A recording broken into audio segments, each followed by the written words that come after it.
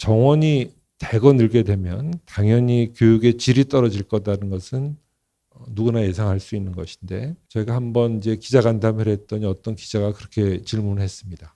아니, 지금 정원이 350명 정도 우리가 늘리자고 그랬더니 350명을 줄였던 게 2000년이면 지금 또 24년 전인데 24년 동안 의과대학은 도대체 뭘 한 겁니까? 그래서 아무것도 시설 투자도 안 하고 정원을 늘리면 교육을 못 하겠다는 거냐, 이런 질문을 하더라고요.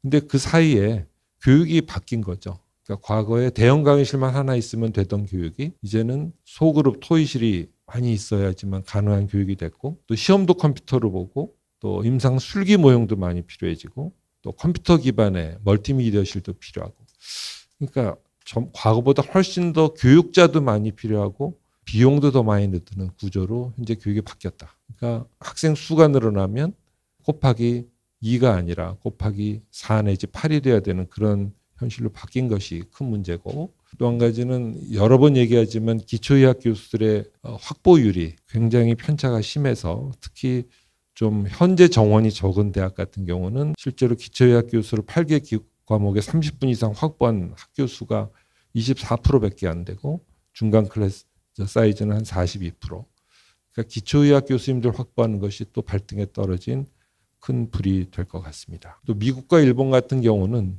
대학 평균 학교 재원에, 그러니까 교육 재원의 7.6%를 정부가 지원한다든지, 일본 같은 경우도 22%를 지원해 주는데, 저희는 국립대학 경우 시설 투자 이외에 사실은 등록금만 가지고 운영해야 되는 그런 열악한 상태이기 때문에 의학교육의 업그레이드를 위해서는 정부의 대폭적인 지원도 필요한 상태다. 그랬더니 얼마 전 국민일보에 이런 보도가 났어요. 40개 의과대학에 무크 방식의 의학교육 방식을 도입을 해서 의대 교육을 업그레이드하는 계기로 삼는다고 그랬습니다. 내용을 봤더니 앞서 보여드렸던 슬라이드처럼 기초교수님들의 확보율이 떨어지니 해부학은 A대학, 양례학은 B대학, 생례학은 C대학에서 듣게 하는 것이 의학교육의 업그레이드 방식이라고 얘기를 해서 참 어이가 없었던 기억이 있습니다. 이제는 업그레이드가 아니라 전시연합대학을 생각해야 될 때가 아닌가 생각을 해요. 6.25 전쟁 중에 서울에 있는 모든 대학 학생들이 다 피난을 가서 전국에 한 4군데 정도의 전시연합대학이 있었습니다. 천막을 치고 서울대 교수, 연세대학 교수,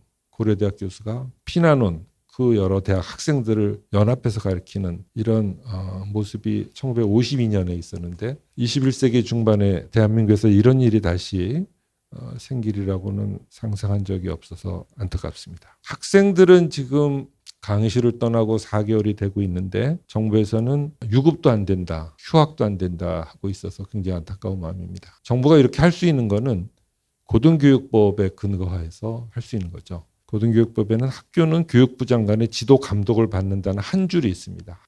이것이 학교에서 일어나는 모든 일들이 총장 임면, 학직 개정, 재정 지원 사업, 입학 수업, 학점, 유급, 진급, 학위 취득까지 모든 것을 정부가 간섭할 수 있고 결정할 수가 있습니다. 요즘도 교육부 관료를 만나면 휴학이나 유급은 전혀 생각하고 있지 않다고 합니다. 이유는 2003년도에 동덕여대에서도 총장 물러나라는 어떤 학내 시위가 있어서 학생들이 수업 거부를 6개월 이상 했는데 우리는 전원 진급시켰다. 가능한 일이거든요. 그런 경험을 가지고 이번에도 아마 과제물 나눠주고 리포트 써오면 진급시키는 그런 일이 생기지 않을까 굉장히 우려를 하고 있습니다.